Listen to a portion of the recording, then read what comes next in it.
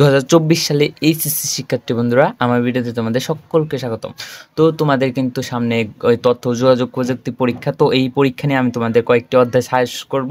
তো যেগুলো পড়লে তোমার 100% কমন পড়বে। তুমি যদি একবারে কিছু নাও পারো, তাও তোমার এই পরীক্ষায় গিয়ে কমন পড়বে। তো চলো কথা না বলে ভিডিওটি শুরু করা যাক। তো দেখো, তোমাদের তথ্য কিন্তু অধ্যায় মোট শর্ট সিলেবাসের আন্ডারে রয়েছে 5টা। এই 5টার থেকে তোমাদের মোট এই যে সৃজনশীল, আগে মান বন্টনটা দেখে নাও, যে সৃজনশীল প্রশ্ন এই 8টি থেকে 5টির উত্তর দিতে হবে। অর্থাৎ তোমাদের এই 5টা থেকে মোট 8টা সৃজনশীল প্রশ্ন আসবে। তো এই 8টার থেকে তোমরা কিভাবে কম পড়ো তোমরা এই 5টার সৃজনশীল অ্যান্সার করতে পারবে, তো সেটাই বলুন। তো এই সৃজনশীল প্রশ্ন 50 থাকবে, সেখানে 8টার থেকে তোমাদের 5টার অ্যান্সার করতে হবে। তার বহু নির্বাচনে থাকবে, যেখানে 25টি বহু নির্বাচনে আসবে এই 5টি অধ্যায় থেকে। তো ধরতে পারো ঘরে যে একটা অধ্যায় থেকে 5টা করে বহু নির্বাচনে আসবে। তো তোমাদের প্রথমে দেখো রয়েছে হলো প্রথম অধ্যায়, যেটা তথ্য ও যোগাযোগ প্রযুক্তি বিশ্ব ও বাংলাদেশের প্রেক্ষিত। তো এটা রয়েছে তোমাদের প্রথম অধ্যায়। তো আগে দেখে নাও যে কোন অধ্যায় থেকে কয়টা সৃজনশীল আসার সম্ভাবনা রয়েছে তোমাদের জন্য।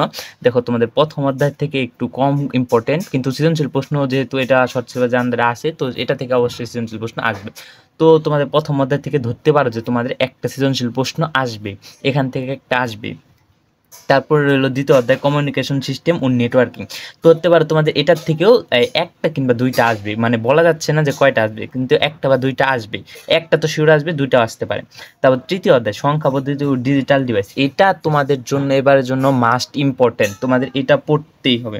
সংখ্যা পদ্ধতি ও ডিজিটাল ডিভাইস, এটার থেকে দুইটা সৃজনশীল প্রশ্ন আসবে শিওর, প্রতিবার আসে। তো তোমাদের এই ক্ষেত্রেও আসবে কিন্তু এই সংখ্যা পদ্ধতি ও ডিজিটাল ডিভাইস। তারপর রয়েছে চতুর্থ অধ্যায় ওয়েব ডিজাইন, পরিচিতি এবং HTML। তো এটা একটু কম ইম্পর্টেন্ট, কারণ এটা থেকে একটা আসতে পারে, দুইটা আসতে পারে, এটা বলা যাচ্ছে না। তো এটা হলো চতুর্থ অধ্যায় ছিল। তারপর পঞ্চম অধ্যায়, এটা প্রোগ্রামিং ভাষা, এটা কিন্তু অনেক বড় একটা তো এটার থেকেও 100% শিওর যে দুইটা প্রশ্নই আসবে। তো এই ছিল তোমাদের এই প্রশ্ন নমুনা। তো এটার থেকে দেখো, তোমাদের যদি এখান থেকে যদি একটা আসে, তাহলে এটার থেকে কিন্তু দুইটা আসছে। আবার এটার থেকে যদি একটা আসে, এটার থেকে কিন্তু দুইটা আসছে। অর্থাৎ এই দুইটা মিলে এখান থেকে 3টা প্রশ্ন হতে পারে, আর বাকিগুলোর থেকে 5টা হবে।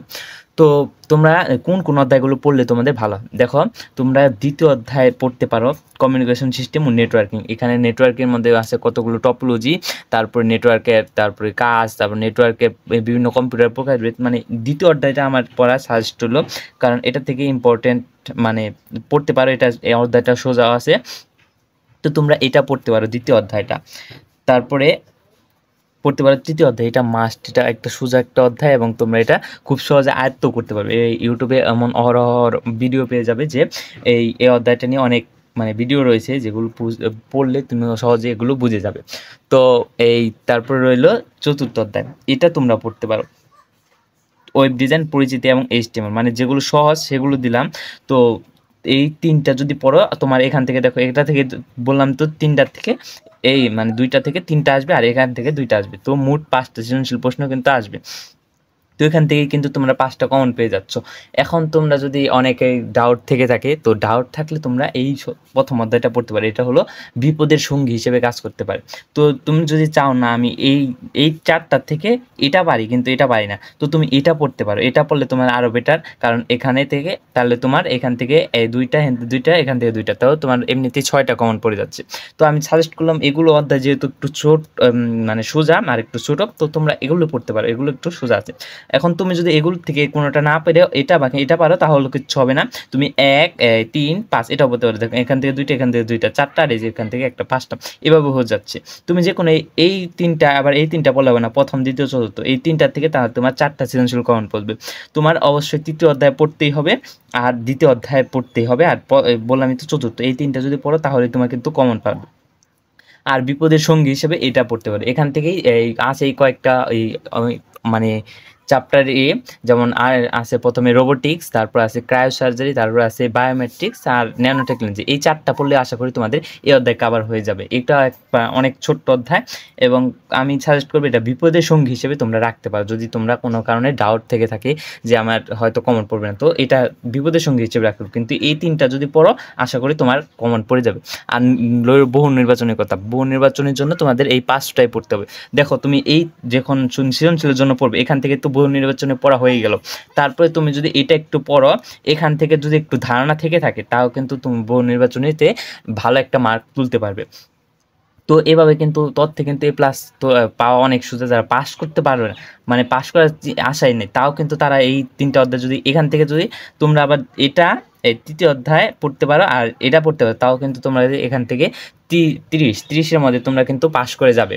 তো আশা করি তোমরা যে পাস করতে পারবেন, তাও সে কিন্তু পাস করে যেতে পারো এই অধ্যায়গুলো পড়ে। তথ্যে কিন্তু এ প্লাস পাওয়া কিন্তু পাস করা অনেক সোজা।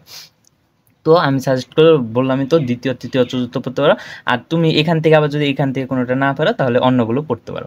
তো এটাই ছিল তোমাদের সাজেশন। আবার ভবিষ্যতে আমি কিন্তু এখান থেকে কোনগুলো পড়বে, তারপর এখান থেকে কোনগুলো পড়বে, এখান থেকে কোনগুলো পড়বে, সেটিও আলাদা আলাদা বলে রেখেছি আমার অন্য ভিডিওতে। চাইলে তুমি সেগুলো আমার চ্যানেলে গিয়ে দেখে আসতে পারো।